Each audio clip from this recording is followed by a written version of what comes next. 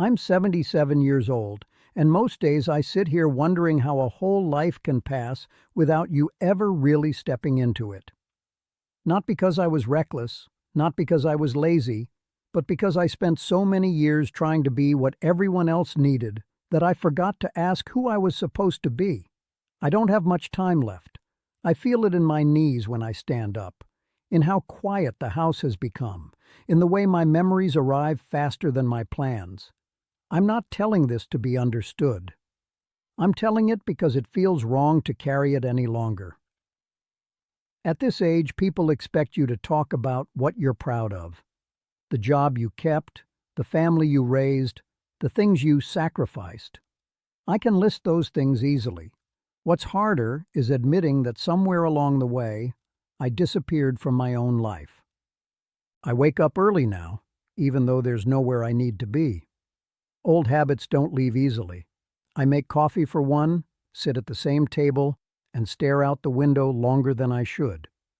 Sometimes I imagine the younger version of myself walking past the house, late for something, apologizing to someone, already halfway to the next obligation. He never stopped to look in. When I was young, pleasing others didn't feel like a mistake. It felt like being responsible. I grew up believing that being good meant being useful. That love came from doing what was expected, not from asking for what you wanted. My parents worked hard and worried constantly. They didn't talk much about happiness. They talked about stability, about not rocking the boat, about doing your part and keeping your head down. I learned early that approval was quiet and disapproval was sharp. So I shaped myself around what earned nods instead of questions. When I got my first job in my early 20s, I wasn't excited about the work, but my father approved of it. That felt like enough. I told myself passion was for people with money or courage. I had bills. I had responsibilities. I said yes and moved on. That became a pattern. I said yes to overtime when I was already exhausted. Yes to favors I didn't want to give. Yes to staying late, to postponing trips, to missing dinners. Every yes felt small at the time, reasonable, temporary. I told myself there would be space later. I married young. She was kind and practical and steady. She believed in me more than I believed in myself. When she asked what I wanted from life, I remember laughing and saying, "I just want everyone to be okay."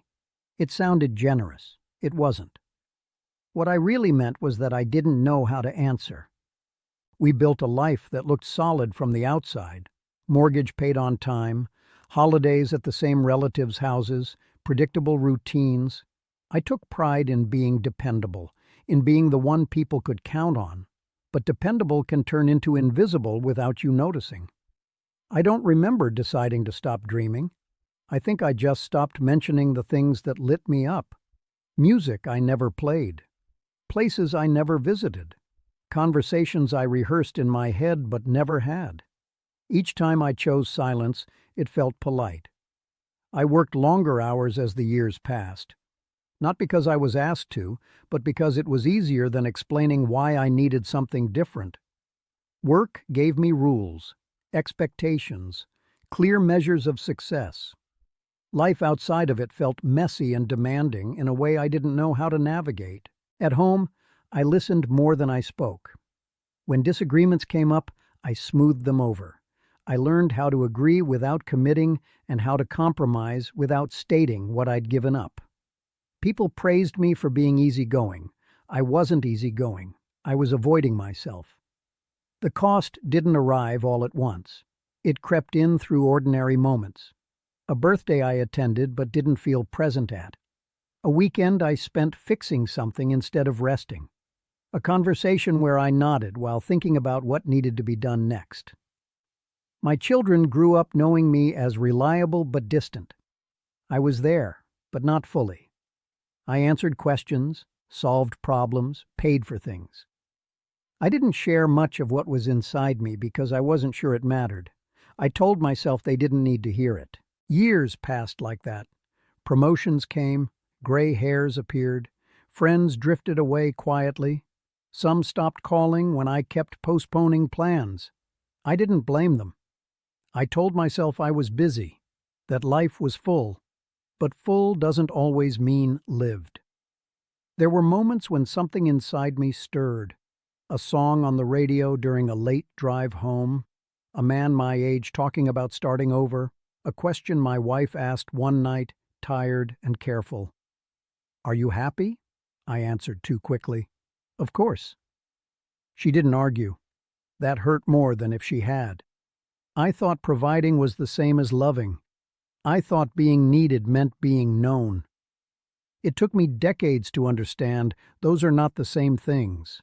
The turning point wasn't dramatic. It rarely is. My wife fell ill in her early 70s. Nothing sudden, just a slow decline that rearranged our days. Hospital visits replaced routines. Conversations became shorter. We spoke about medications, appointments, logistics. One evening, sitting beside her bed, she looked at me for a long time and said, "I wish I'd heard your voice more." I didn't know what to say. I still don't. She passed a few months later, quietly, with her hand in mine. I remember thinking I should say something meaningful, something true. All I managed was, "I'm here." I had been here my whole life. That was the problem. After she was gone, the house felt larger and emptier at the same time. There was no one left to perform for, no one to please. The silence was thick, and for the first time, unavoidable. That's when the questions arrived. What did I actually want? What had I postponed that could no longer be done? Who knew me beyond my reliability? The answers were thin. I tried to reconnect with old interests. It felt awkward, like wearing someone else's clothes. I reached out to people I hadn't spoken to in years. Some responded politely, some didn't. I couldn't blame them. Time doesn't wait for clarity. There are things I can't fix now. Conversations that will never happen. Versions of myself that never had the chance to exist. I can't go back and choose differently. I can only see clearly what I once blurred on purpose. That's a heavy thing to carry at this age. I don't hate my life.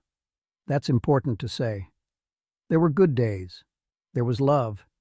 There was meaning in showing up. But there was also a quiet betrayal of myself that I didn't recognize until it was too late. If you're listening to this and you're younger than I am, I won't tell you what to do. I wouldn't have listened anyway. I'll only tell you what I wish I had understood. Pleasing everyone is a full-time job with no retirement. There will always be another expectation, another reason to wait, another person whose needs feel more urgent than your own. If you don't speak up gently and honestly, no one will know what you're giving up.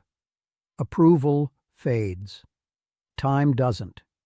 You don't have to abandon responsibility to live your own life, but you do have to acknowledge that you have one. Waiting until it's convenient is a promise that never comes due.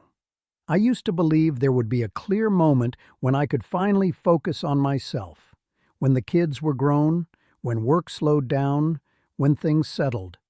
That moment never arrived. Life kept asking for more until there was very little left to give. Now, in the quiet of my days, I try to be honest in small ways. I say no when I mean no. I say what I feel, even if my voice shakes. It doesn't change the past, but it makes the present a little less hollow. I don't have grand plans. I don't need redemption. I just want to spend whatever time I have left inside my own life, even if it's unfamiliar. If this meant something to you, you don't have to respond. Just sit with it for a while. That's what I'm doing now. At 77, I'm finally learning what it feels like to live without constantly asking for permission. I wish I had learned it sooner, but this is the time I have. And for the first time, I'm trying to be here.